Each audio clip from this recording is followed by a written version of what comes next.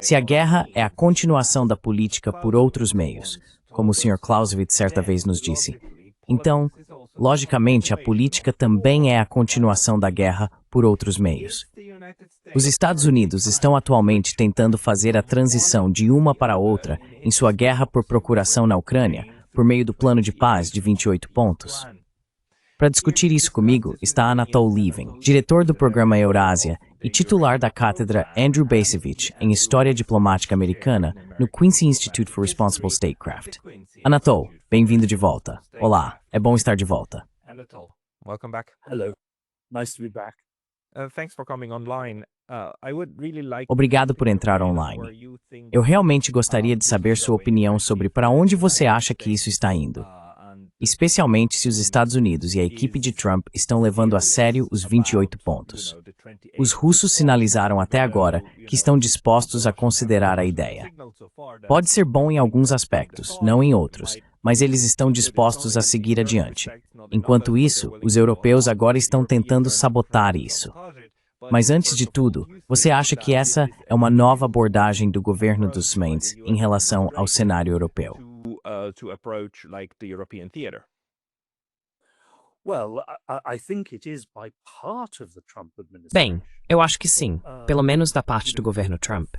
Sabe, o Witkoff certamente parece ter apoiado isso com força, assim como o J.D. Vance. Mas não está nem um pouco claro que o Rubio, o secretário de Estado, apoie isso.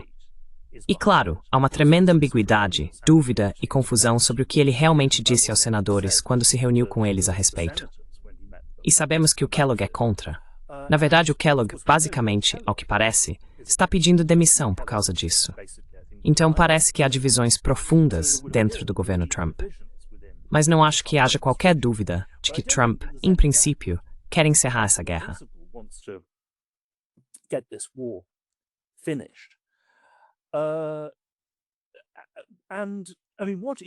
E quero dizer, o que há de novo nisso é que apenas no mês passado me disseram, tanto autoridades russas quanto americanas, que as equipes de negociação ainda não haviam tratado em detalhe muitas dessas questões concretas. Bem, agora trataram.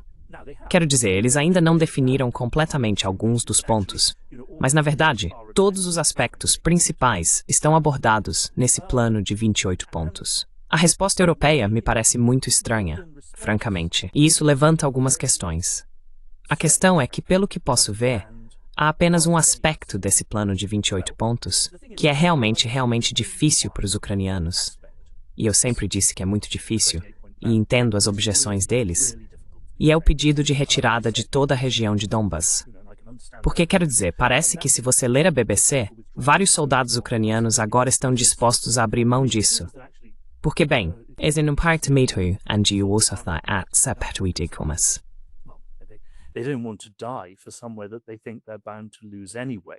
But, on the other hand, people who've fought and suffered for so... Mas veja bem, por outro lado, as pessoas que lutaram e sofreram por tanto tempo para manter esse pedaço de terra, dá para entender por que elas não querem abandoná-lo. Embora, é claro, no plano de 28 pontos, esse território vá ser desmilitarizado. Então, não se trata de o exército russo avançar para tomá-lo. Do ponto de vista da segurança, a Ucrânia terá proteção, mas ficará sob administração russa. Agora, isso representa apenas 1% da Ucrânia, de toda a Ucrânia. E, de qualquer forma, já está em grande parte despovoado. Se a guerra continuar e a Rússia se aproximar de Kramatorsk, então toda a região ficará despovoada. Então, em um mundo racional, isso não deveria ser tão difícil, mas é difícil. Shouldn't be so difficult, but it is difficult. But there are other things in the European and... Mas há outras coisas na resposta europeia e ucraniana. O plano de 19 pontos, ou seja lá o que for, já estou confundindo os planos neste ponto, que parecem muito estranhas. Quero dizer, uma delas é essa exigência de que o exército ucraniano seja limitado a 800 mil homens, em vez de 600 mil, como estava no rascunho inicial. Porque, em primeiro lugar, em Istambul, no início da guerra, os ucranianos estavam dispostos a concordar com um limite de 250 mil. Mas também, mesmo 600 mil é o equivalente à soma dos exércitos britânico, francês e alemão, os atuais. E não há como a Ucrânia sustentar um exército de 600 mil homens em tempos de paz. Claro, há reservas, conscritos, que podem ser convocados novamente para o serviço. Mas, sabe, eles nunca terão dinheiro suficiente para manter um exército desse tamanho em tempo de paz.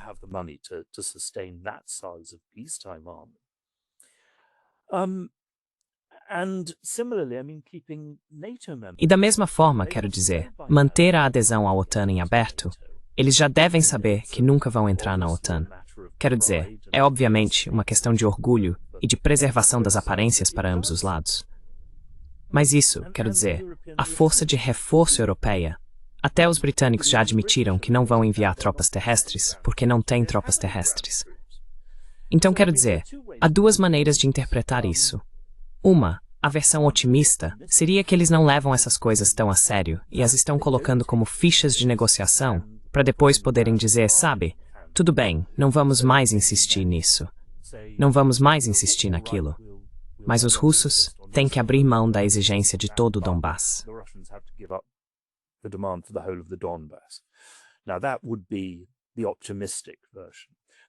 Bem, essa seria a versão otimista. A versão pessimista é que isso é uma tentativa deliberada de sabotagem, de destruir o processo de paz. Francamente, não tenho certeza. Quero dizer, se for uma tentativa deliberada de romper o processo de paz, então isso é realmente malévolo, porque, francamente, não há absolutamente nenhuma chance, nenhuma, de que o acordo que a Ucrânia conseguirá daqui a um ano seja melhor. Quero dizer, talvez consiga manter uma parte do Donbass, mas em todo o resto os russos não vão ceder. Muito pior, exatamente. E os ucranianos e europeus estarão arriscando um colapso tal da Ucrânia se esta guerra continuar.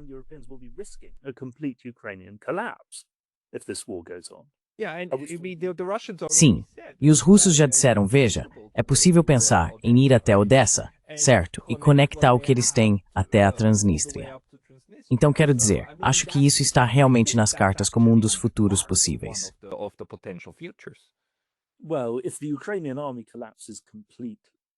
Bem, se o exército ucraniano entrar em colapso total, e teria que ser um colapso total, porque lembre-se, os russos teriam que atravessar o rio Dnieper, o que não é fácil, certamente se poderia imaginar que eles capturassem Zaporizhia e uma grande faixa de Kharkiv, e então tentassem trocá-las.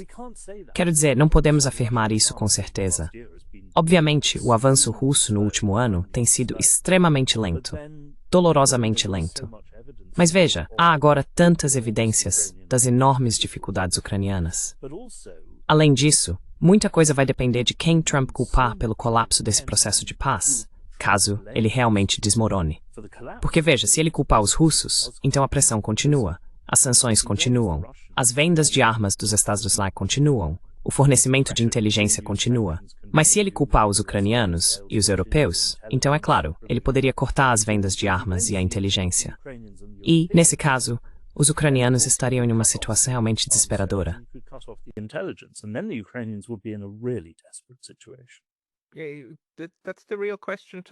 Essa é a verdadeira questão para mim. Você faria isso? Porque, se os Estados Unidos realmente se retirarem, incluindo o compartilhamento de inteligência, os satélites e tudo mais, os ucranianos ficariam praticamente cegos. E não há nada que a Europa possa fazer para mudar isso, certo? Então, de certo modo, eu já discuti isso antes em outra conversa com Michael Rossi, se for um acordo entre a Rússia e os Estados Unidos, eles precisariam mesmo que a Ucrânia aprovasse? Ou que a Europa aprovasse? Quero dizer, se eles chegarem a um acordo, criarem um marco e realmente o seguirem, como os ucranianos poderiam arruinar isso? Além de, você sabe, alguns tiros contra alguns soldados aqui e ali, onde no fim estará a defesa.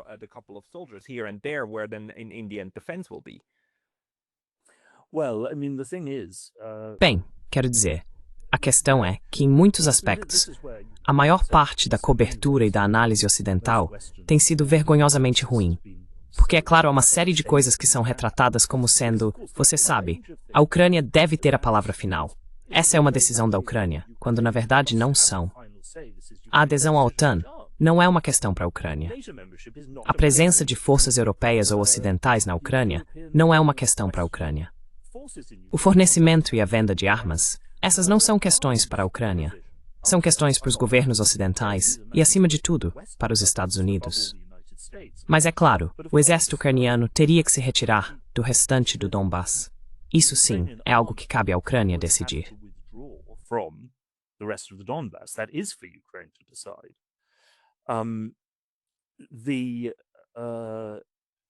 Well, it's very interesting. The Russians have gone Bem, é further muito interessante. in this. Os russos foram mais longe nesse rascunho inicial do que eu esperava em alguns pontos.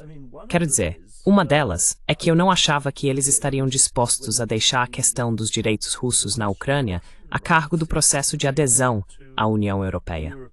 Porque, depois do que aconteceu com as minorias russas nos Estados Bálticos, todos os russos com quem conversei disseram: não podemos confiar na União Europeia nisso. Mas, veja, no rascunho inicial, era exatamente isso.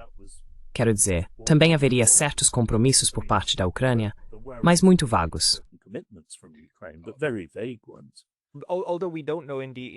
Embora não saibamos no rascunho inicial o que foi realmente aprovado pelos russos e o que não foi.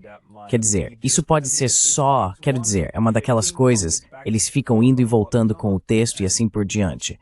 E sabe, não sabemos o que foi inserido em qual momento e o que foi acordado. É verdade. É.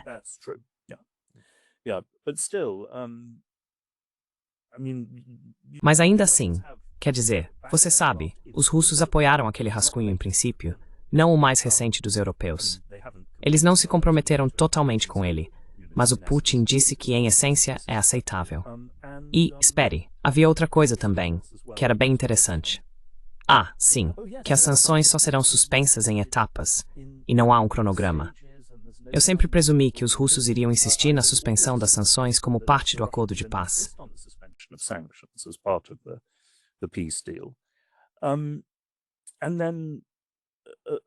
E então, é claro, quando se trata do acordo inicial sobre o uso dos ativos da Rússia para a reconstrução da Ucrânia, me disseram em Moscou que a Rússia realmente aceitaria isso, desde que não fosse formulado de forma alguma como reparações, que seria basicamente uma decisão da própria Rússia doar esse dinheiro para a reconstrução da Ucrânia, e que ele seria dividido entre as áreas sob o governo ucraniano e aquelas sob ocupação russa. E então houve divergências. Alguns disseram que teria de ser 50-50. Outros disseram que não, poderíamos aceitar 20-80, já que sabemos que é muito. Caso contrário, corremos o risco de perder esse dinheiro completamente. Mas a contraproposta europeia e ucraniana é totalmente inaceitável para os russos. Então,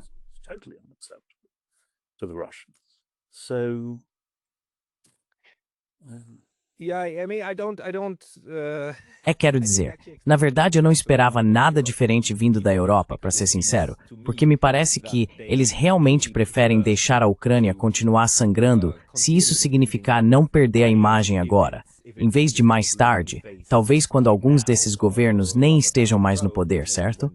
Aí eles podem dizer, eu fiz tudo o que pude e o próximo é que estragou tudo. A grande questão, você tem razão.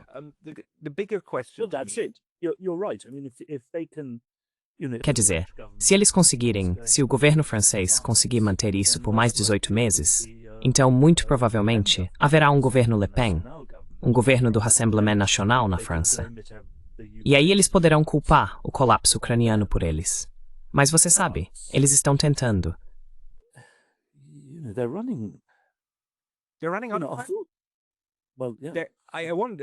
Eles estão dentro do prazo? Bem, sim, quer dizer, 18 meses é um longo período. Só mais uma coisa, sabe? Acho que uma das interpretações mais pessimistas, mas ao mesmo tempo mais importantes do que está acontecendo, vem de um colaborador, Brian Berletic, do The New Atlas. Ele continua dizendo incansavelmente, defendendo o argumento, um argumento muito ao estilo Kogan, que sempre que os Estados Unidos batem de frente com uma parede, eles não entram em modo de paz. Eles apenas que paranis por espoir,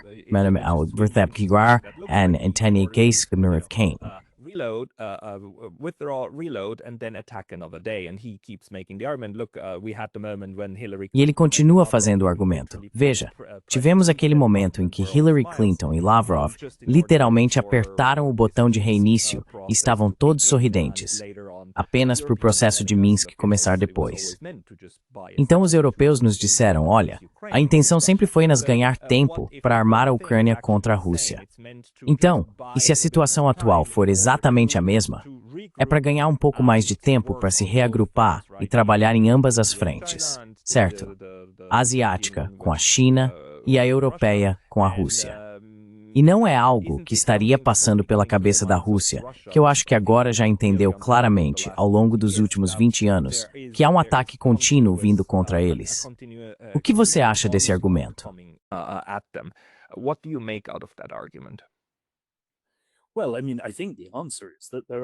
Bem, quero dizer, acho que a resposta é que existem, como eu disse, divisões profundas, não apenas em Washington, mas dentro do governo Trump.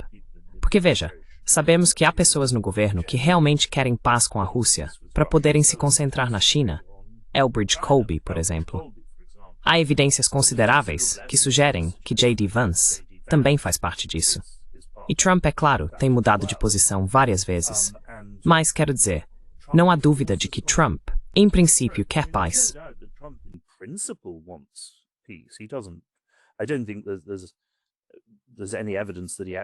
Não acho que haja qualquer evidência de que ele realmente queira que essa guerra continue. Ele gostaria de, você sabe, assumir a responsabilidade por um acordo de paz. Mas é claro, você tem razão. Sabemos que há outros que ainda estão, bem. Grande parte da mídia dos Estados Unidos ainda está determinada a manter essa guerra em andamento e esperando enfraquecer ainda mais a Rússia. Mas não acho que isso esteja resolvido ainda.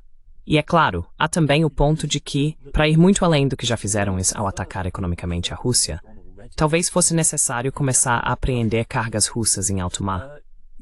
Ora, isso é um bloqueio. Isso é um ato de guerra.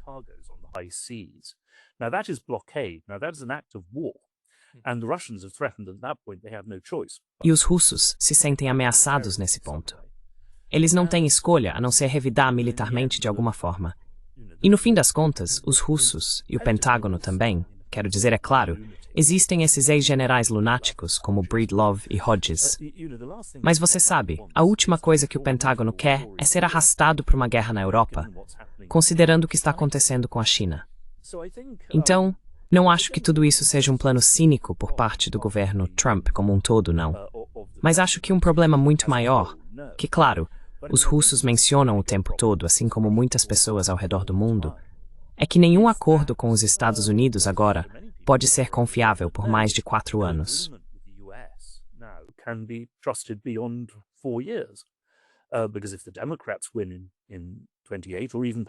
Porque, se os democratas vencerem em 28, ou mesmo se o Rubio vencer, como vimos sob Trump, um novo presidente dos Estados Unidos pode simplesmente rasgar tratados.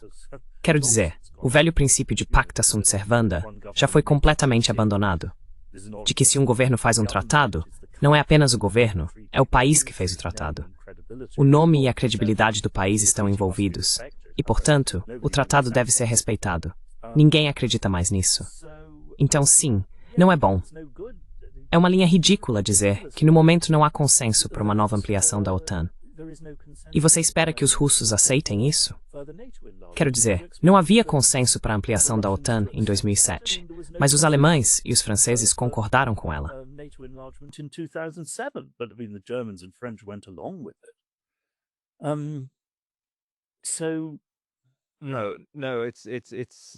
Então não. Quer dizer, seria tolice da Rússia realmente acreditar que uma assinatura em um pedaço de papel garantiria qualquer tipo de paz futura, certo?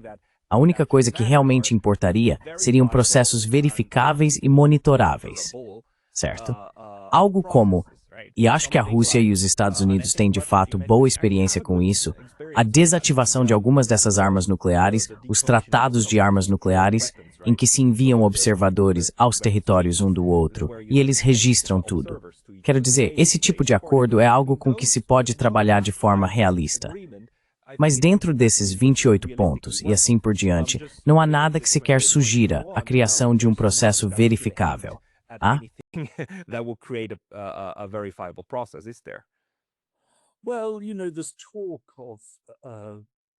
Bem, você sabe, há conversas sobre negociações de armamentos, sobre limitações de armamentos.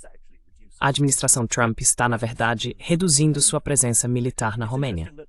certo? É interessante que o acordo de 28 pontos fale sobre o poder aéreo da OTAN na Polônia, curiosamente. Mas isso pode ser interpretado como dizendo que, portanto, não haverá forças terrestres da OTAN, ou pelo menos não haverá forças terrestres dos Estados Unidos. Então quero dizer, acho que está muito claro que Putin e a maioria do establishment russo veem possibilidades reais aqui em termos de um novo relacionamento com os Estados Unidos. E veja, por um lado, se os democratas ou Rubio vencerem em 2028, então sim, todo esse acordo pode estar em risco. Mas se Vance vencer, ele pode se manter, sabe? E então servir de base para algo mais. Could stick, and then form the basis of something else. Whereas, if the Russians reject it outright now. Pois é, se os russos rejeitarem isso completamente agora e alienarem e humilharem Trump, bem, então sabe, eles estarão jogando fora essa possibilidade para o futuro. Então, acho que há algo aqui pelo qual os russos podem jogar. A outra questão, é claro, é que se eles conseguirem, ao parar essa guerra agora, obter basicamente o que sentem que precisam obter, então surge imediatamente a próxima pergunta: a adesão da Ucrânia à União Europeia. Aí então, você encontra os europeus em circunstâncias realmente difíceis, sabe, todas essas promessas que eles basicamente não podem cumprir, ou pelo menos não sem transformar totalmente a União Europeia. E claro, também há mudanças políticas na Europa Ocidental, novos governos, talvez, que são categoricamente contrários a isso de qualquer forma. E, portanto, há também, sabe, um argumento para que a Rússia faça a paz agora. To make peace now.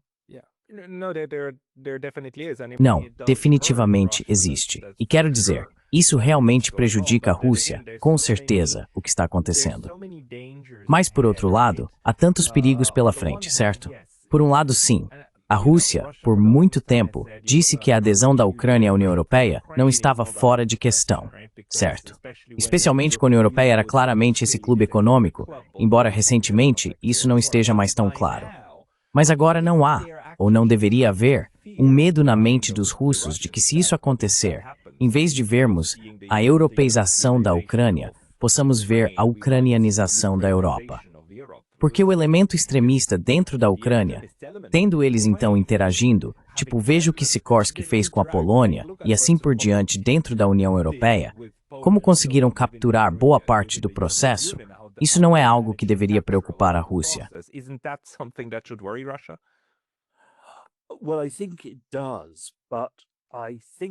Bem, eu acho que sim, mas acredito que há uma diferença muito grande. Bem, certamente fui informado por pelo menos um informante russo de que a suposição é que uma de duas coisas acontecerá, ambas para a vantagem da Rússia. Ou a União Europeia, depois de todas essas promessas, não aceita a Ucrânia, nem mesmo com o status de segunda classe, porque você sabe como é o acquis communautaire. É preciso aderir a um conjunto inteiro de exigências detalhadas que os ucranianos não conseguirão cumprir por um bom tempo. E então, se a União Europeia não permitir a entrada dos ucranianos, haverá um enorme sentimento de traição, raiva e decepção na Ucrânia, o que a longo prazo beneficiará a Rússia.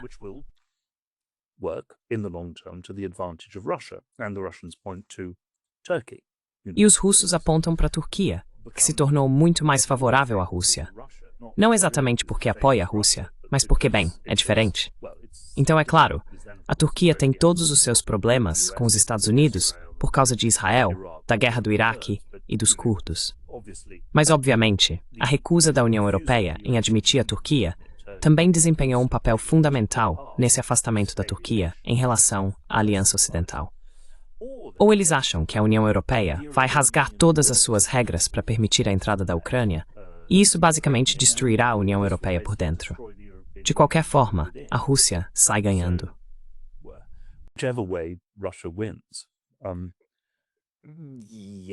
Sim, sim e não. Quer dizer, a questão é que ninguém sabe qual ideia virá depois da União Europeia. E eu acho que a experiência da Rússia ao longo da história tem mostrado que se há uma coisa em que se pode confiar, é que se pode confiar na Europa.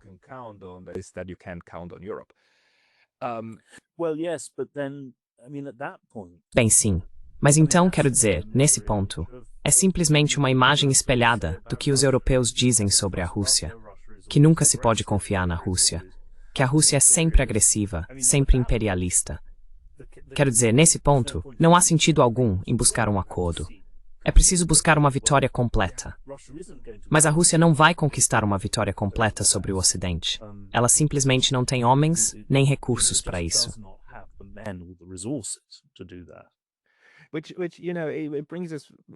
O que, veja bem, nos leva, tudo o que você apontou me faz voltar a essa questão e aquele ensaio brilhante que você escreveu, que nunca vou esquecer. Você o escreveu no início de abril de 2022. Chamava-se A Natureza do Futuro, a Neutralidade Futura da Ucrânia. Ou algo como A Neutralidade da Ucrânia, a Futura Neutralidade da Ucrânia. E você explicou como, naquela época, estávamos passando pelo processo de paz de Istambul. Tudo parecia muito promissor. Parecia que a Ucrânia finalmente havia entendido. Certo, se eu permanecer neutra e atuar como um Estado tampão, então posso manter até mesmo o Donbas, preservar minha integridade soberana e desempenhar um papel construtivo.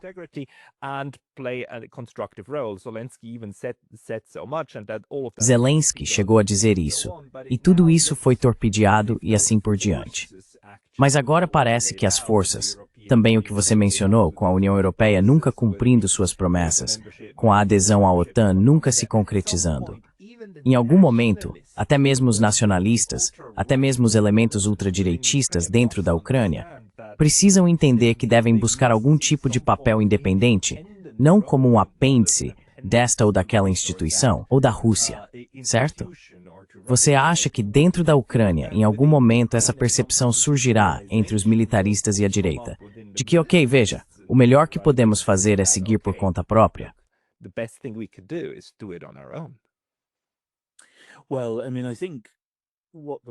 Bem, quero dizer, acho que o que os russos estão esperando, os russos sensatos, os moderados, não os verdadeiros extremistas que ainda sonham em subjugar toda a Ucrânia, é a longo prazo algo parecido com o que aconteceu na Geórgia, onde surge um tipo de nacionalismo semelhante ao da Hungria, ou até, de certa forma, ao da Polônia. Exceto que os poloneses, é claro, são tão hostis à Rússia que isso não funciona da mesma maneira.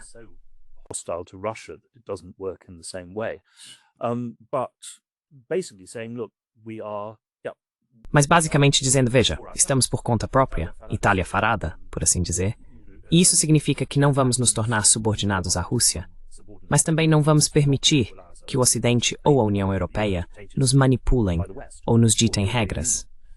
É claro que a situação é diferente na Ucrânia, porque, obviamente, a guerra na Geórgia não durou muito. Esta guerra já dura quase 4 anos, e tantas pessoas foram mortas. Mas sabe, a questão é que, claro, os nacionalistas étnicos ucranianos, como os húngaros, ou os poloneses, ou os georgianos, não estão ligados ao que a União Europeia agora chama de valores europeus, que na verdade são os valores das elites liberais europeias dos últimos 10 anos. Quero dizer, eles não têm uma base histórica mais profunda do que isso.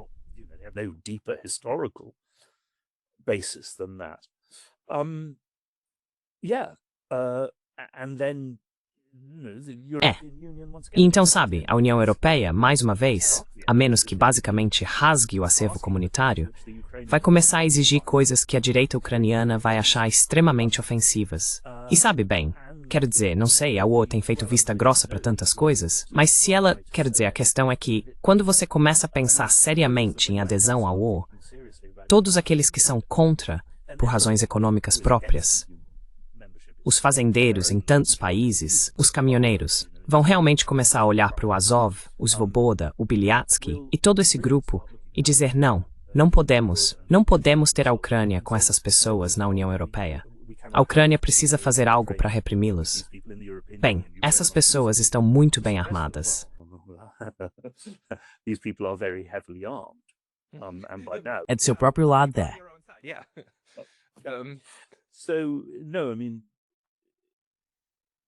Então não. Quer dizer sim, mas é isso. Temos mentido há tanto tempo. Mentimos em 2007, e desde então, dizendo que iríamos trazer a Ucrânia para a União Europeia, mesmo sem a menor intenção de lutar para defender a Ucrânia, ou de assumir um compromisso real de segurança com ela. Depois, é claro, a União Europeia mentiu em 2013, com aquele acordo de associação. Se você conversasse com pessoas na Europa naquela época, elas não faziam a menor ideia. Aquilo não era um caminho para a adesão.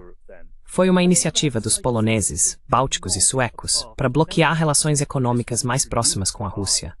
Foi algo puramente negativo. Não havia dinheiro algum para os ucranianos. Foi, sabe, sabotagem deliberada. Nunca houve intenção de incluir os ucranianos.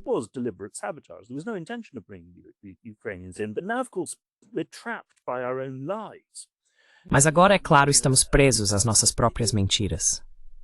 Quero dizer, em outro mundo, um mundo melhor, Hu Chi, Deus, já esqueci o nome dele, Stoltenberg, e todos os outros que disseram a futura adesão à OTAN é irreversível e coisas do tipo, deveriam renunciar. Eles deveriam dizer, eu estava comprometido com isso, mas está claro que isso não vai acontecer. Portanto, eu me retiro, eu desisto. É claro que eles nunca vão dizer isso. Mas há todos esses governos que disseram isso e que agora, de certa forma, estão presos a essa posição. E bem, no fim das contas, se os Estados Unidos, se o governo Trump, realmente apertar o cerco, eles terão que desistir disso. Mas veremos nos próximos dias até que ponto isso vai acontecer. How far that will be the case. Yeah. No, Sim, não. Mas a questão é, sabe, pelo menos para os europeus, já vimos tantas vezes como eles estavam dispostos a voltar atrás ou simplesmente esquecer o que disseram antes, certo? Quero dizer, o secretário-geral da OTAN é um exemplo perfeito. Um dia ele diz que o caminho da Ucrânia para a OTAN é irreversível. E no dia seguinte ele diz, nunca prometemos a adesão. Nunca dissemos que eles seriam membros. Sempre dissemos que trabalharíamos nesse sentido. Quero dizer, é tão...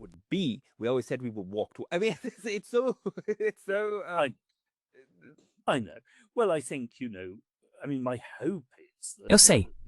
Bem, eu acho que, sabe, a minha esperança é que isso seja abandonado. Porque, na verdade, sabe, isso é, em grande parte, sem sentido, esse tipo de coisa.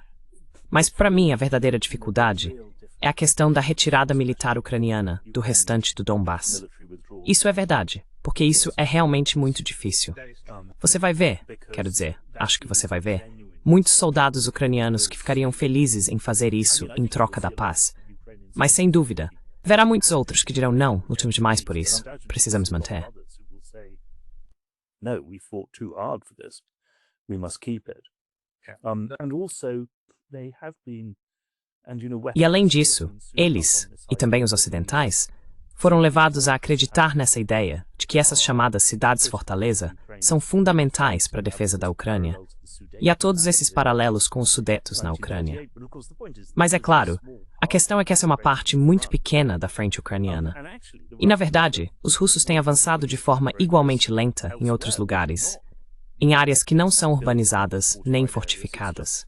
É apenas campo aberto. E quando se trata de drones, de certa forma, o campo aberto é pior, porque é exposto. É muito difícil avançar por campos abertos. Na verdade, é mais fácil fazê-lo a partir de áreas urbanas. Actually, from within, within urban areas, we see now with this Russian infiltration into Pokrovsk.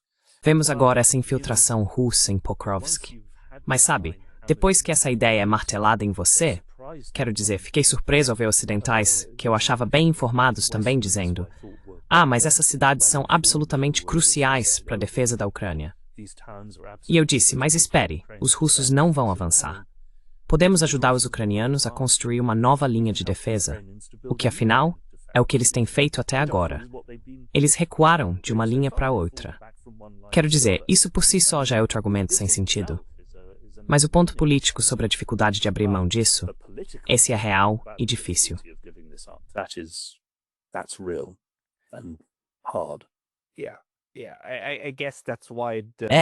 Acho que é por isso que o plano de paz de 28 pontos tenta enquadrar isso como se fosse se tornar uma espécie de terra de ninguém, certo? Uma zona de amortecimento. E assim os russos também se comprometeriam a não entrar lá, para tornar isso, de alguma forma, mais aceitável, certo? Mas o papel dos europeus agora, novamente, eu acho, é de sabotagem. Talvez devêssemos focar em mais uma coisa. As coisas que não vemos, as coisas que não estão acontecendo. Uma das coisas que acho interessante em termos de posicionamento de tropas da OTAN e dos Essalas é que, como você já disse, algumas tropas estão sendo retiradas da Romênia neste momento. being removed out of Romania at the moment.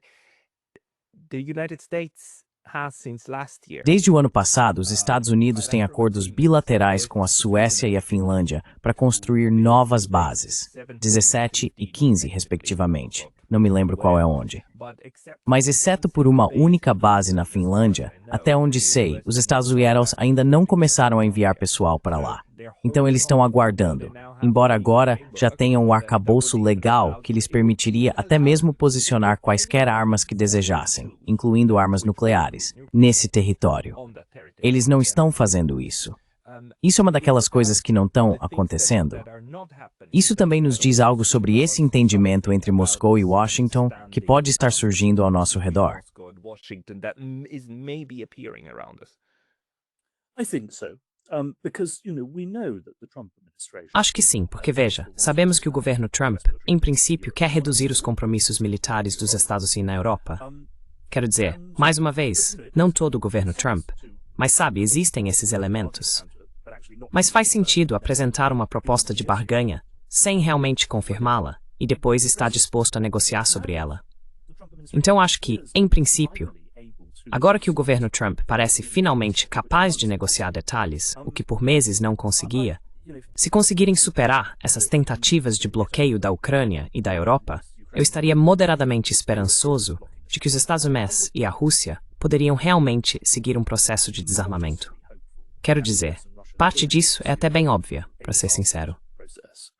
Some of it is actually pretty obvious, to be honest, the problem is, of course, that Quer dizer, o problema é claro que os acordos anteriores eram bons acordos, e então houve falhas de ambos os lados, mas eles desmoronaram. Eu diria que, começando pelos Estados Unidos, o abandono do Tratado ABM foi o que realmente começou a desfazer tudo, junto com a recusa em ratificar o Tratado CFE. Mas veja, dá para começar com algo absolutamente óbvio. Os americanos não implantam esses mísseis de alcance intermediário na Alemanha, e a Rússia os retira de Kaliningrado e da Bielorrússia. Isso deveria ser algo bem simples e direto. Os Estados Unidos se comprometem a não colocar tropas terrestres na Polônia, na Romênia ou nos Balcãs, e a Rússia promete limitar suas tropas na Bielorrússia basicamente ao que tem agora, que é uma força insignificante em termos numéricos. Acho que sabe, isso poderia funcionar, mas depende.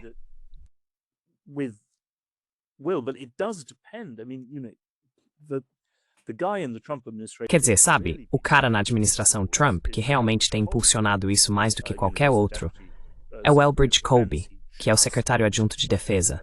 Ele acabou de ser confirmado pelo Senado.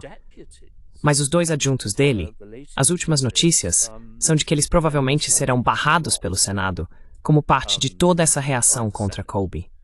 Então há coisas enormes acontecendo por baixo dos panos. Desculpe, você pode me ajudar com o Elbridge Colby? De que lado ele está? Ele está do lado mais escalatório? Não. O Colby quer concentrar-se na China. Ele quer reduzir os compromissos com a Europa. Mas a questão é que o Colby também é um falcão em relação à China. Ele é um falcão em relação à China, mas também se opôs ao ataque dos Estados Unidos ao Irã e apoiou o JCPOA. Então ele tem dois grandes grupos de pressão contra ele, e eles estão determinados a derrubá-lo, basicamente.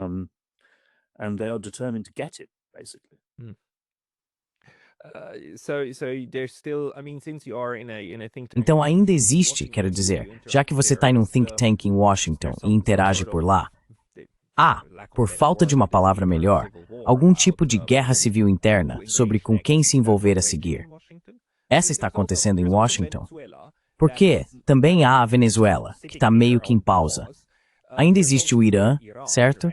E quero dizer, Israel, não sei o que estão tramando agora, mas devem estar tramando algo. Então há esses diferentes cenários que podem explodir a qualquer momento. O que está meio silencioso no momento é a frente da China, embora os japoneses e os chineses tenham uma disputa. Mas acho que essa é um pouco separada da questão americana.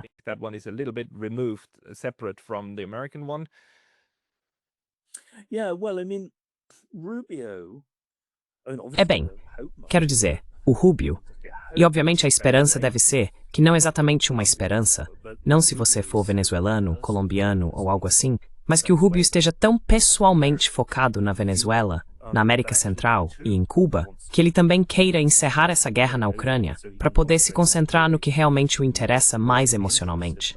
Os israelenses. Sempre me surpreendeu que eles não tenham se esforçado mais para defender boas relações com a Rússia. Porque, obviamente, isso é uma grande distração da atenção dos Estados Unidos em relação ao Oriente Médio. Mas é claro, especialmente desde os últimos sucessos israelenses, acho que eles estão em um momento em que sentem que realmente não precisam de ninguém e podem fazer o que quiserem.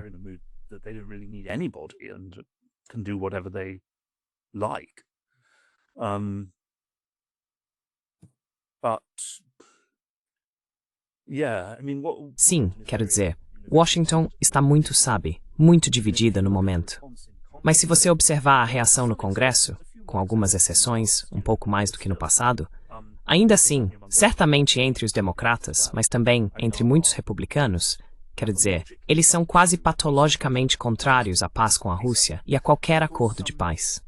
E claro, uma das razões pelas quais os russos aceitaram a ideia de suspender as sanções em etapas é porque sabem que não há chance de o Senado dos Estados Unidos votar por um alívio imediato das sanções de qualquer forma. Então, de certo modo, a Rússia não perde nada. Por que transformar isso em um ponto de impasse se não vai acontecer de qualquer jeito?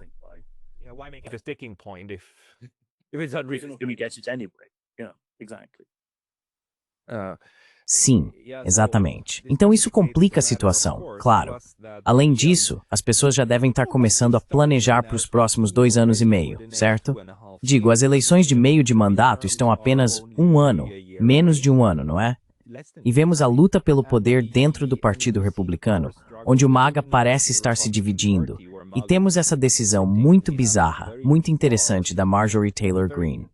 Basicamente, uma das líderes espirituais da ala não intervencionista dos republicanos, simplesmente desistindo disso, dizendo 6 de janeiro é meu último dia. O que você acha disso?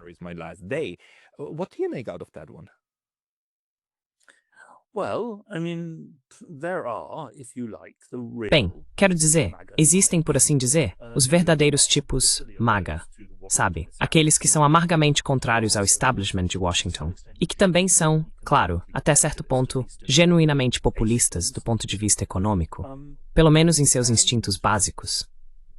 E veja, eles prometem à sua base todo tipo de coisa que não estão recebendo. Quero dizer, Epstein foi apenas a gota d'água desse ponto de vista. Porque, sabe, antes disso houve o ataque ao Irã, que eles realmente detestaram. E veja, essa ala do MAGA também não gostou do grande e belo muro. Eles não se manifestaram abertamente contra, mas não gostam desses cortes de impostos para os ricos.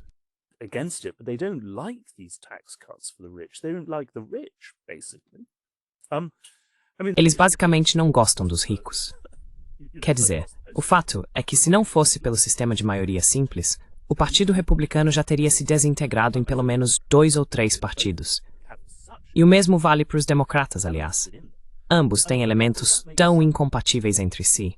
E claro, isso torna prever o futuro ainda mais difícil. Bem, ainda mais difícil porque, você sabe, afinal de contas, Trump se prejudicou terrivelmente ao resistir à divulgação dos arquivos de Epstein. Levou Taylor Greene à revolta e assim por diante.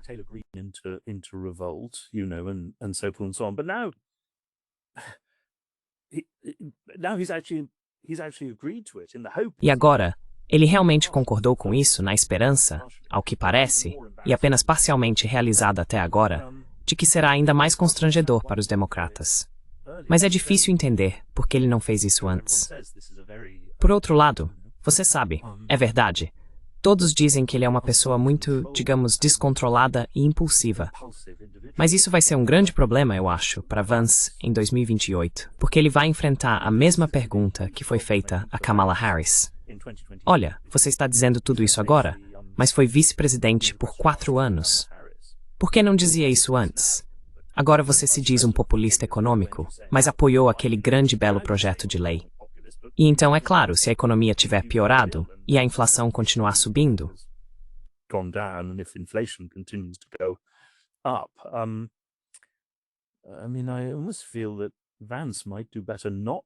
quer dizer, eu quase acho que o Vance talvez fizesse melhor em não concorrer à presidência em 2028 e depois tentar voltar mais tarde como um verdadeiro populista, sabe, fazer um Trump em algum momento no futuro. Porque do jeito que as coisas estão indo, há uma onda populista genuína e forte nos Estados Unidos, assim como na Europa. E como vemos, quero dizer, às vezes, como você bem sabe, com Bernie Sanders, mas novamente com Mandani. Muitos dos eleitores que apoiaram Mandani haviam votado anteriormente em Trump na eleição presidencial. Basicamente, eles estão completamente fartos do establishment atual e votarão em qualquer um que acharem que vai destruí-lo. Going to take a hammer to the establishment. If we take all of this into consideration, like this Se levarmos tudo isso em consideração, a turbulência interna dentro dos Estados Unidos, o que você acha que isso causa na estratégia de negociação da Rússia? Quero dizer, novamente, estamos em um ponto em que mesmo que eles cheguem a algo que possam assinar, não há uma maneira realista de acreditar que isso seria realmente implementado conforme o acordado. Então, o que você acha que os russos estão calculando para se proteger ou criar algo com que possam trabalhar no futuro? Well, I mean, my sense is... Bem, quero dizer, minha impressão é que posso estar errado, mas me disseram em Moscou que Putin precisa tomar o controle do Donbass. Esse é o mínimo com o qual ele pode realmente apresentar isso como uma vitória. Porque veja, não se esqueça de que, dada a história da Rússia e o que o país esperava no início desta guerra, tem sido um desastre para a Rússia, de muitas maneiras. E também, é claro, a guerra foi planejada de forma abominável. Agora, as pessoas na Rússia tentam evitar, mesmo em particular, criticar Putin, mas o número de pessoas que me disseram que Gerasimov e Shoigu deveriam ser fuzilados por planejarem tão mal esta guerra, bem, elas disseram isso.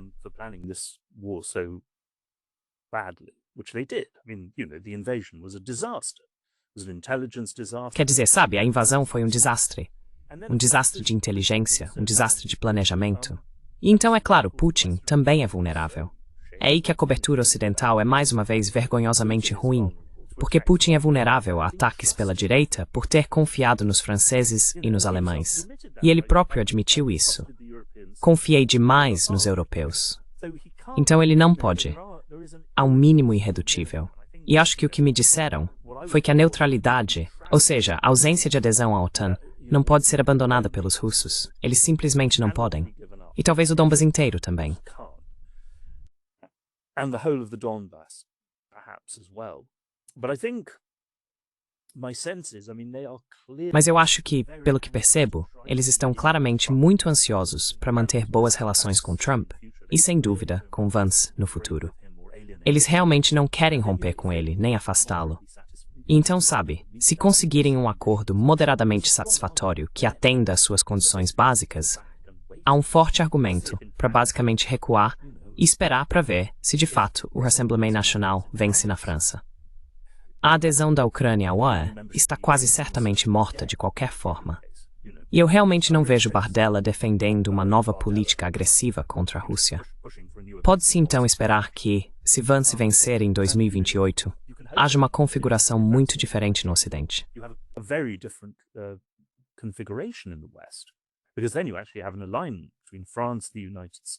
Porque então haveria, de fato, um alinhamento entre França, Estados Unidos e Grã-Bretanha, se Farage vencer na Grã-Bretanha.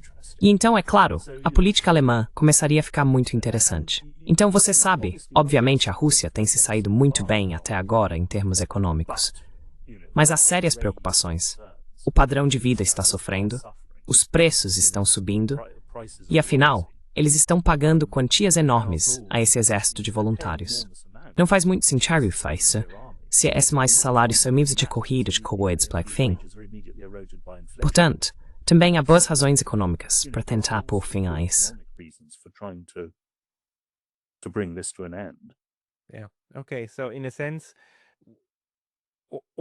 Certo, então, de certo modo, de todos os lados, você está vendo motivos pelos quais isso deveria ser, ou pelos quais encerrar isso deveria ser, cada vez mais do interesse das diferentes partes. Mas, por outro lado, a forma como essas forças estão distribuídas no momento vai gerar algo no mínimo questionável, certo? Por mais tempo que leve, não será um tipo de final claro como o de 1945, sabe? clear-cut end to this. No, because, that's the... Não, porque, veja, quero dizer, essa é a coisa absurda do lado ocidental. Essa idiota Callison Company. As coisas que eles esperavam só poderiam ser alcançadas se a OTAN marchasse até Moscou para impor a paz. Ridículo. Mas da mesma forma, bem, você sabe, a Rússia, eu acho, não pode marchar até Kiev. E na verdade seria um erro grave se o fizesse, porque então teria que administrar o lugar, em vez de mantê-lo a certa distância, e observar, talvez, a Ucrânia entrar em colapso internamente. Mas também, quero dizer, quando se trata dos verdadeiros linha dura que dizem não podemos confiar no Ocidente de forma alguma, precisamos de alguma forma derrotar ou esmagar o Ocidente. Bem, quero dizer, o que isso sequer significa? What does that mean? Does that mean the Russian army marching into Paris, like in, Isso significa o exército russo marchando para Paris, como em 1814, ou marchando para Berlim, como em 1945. Não, isso não pode acontecer. Então, e também, é claro, há uma ambiguidade aqui quando se trata dos eurasianistas e de pessoas como Karaganov, que dizem que a Rússia deveria realmente se reorientar para a Ásia, romper com a Europa e assim por diante. Bem, nesse ponto, claro, mas nesse ponto, você realmente quer tentar pacificar isso. Não se render, mas quer se livrar dessa confusão ucraniana. Se a Europa não é o futuro, e não é realmente importante, e se o crescimento econômico e o futuro centro do mundo estão na Ásia, então você não quer arruinar isso por causa de algumas cidades destruídas no leste da Ucrânia. Não, quero dizer, você realmente quer alcançar o mínimo, e então...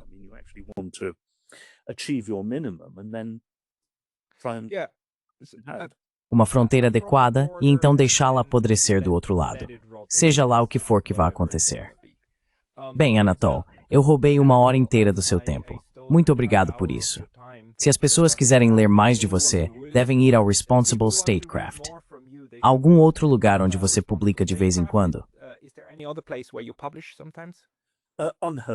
Unheard. Eu escrevo bastante para o site Unheard. Espero também saia um artigo meu na revista Time nos próximos dias sobre isso. Eu sigo escrevendo. Seria maravilhoso. Vou colocar os links na caixa de descrição abaixo. Anatol Living, muito obrigado pelo seu tempo hoje. Muito obrigado, Pascal. Até breve.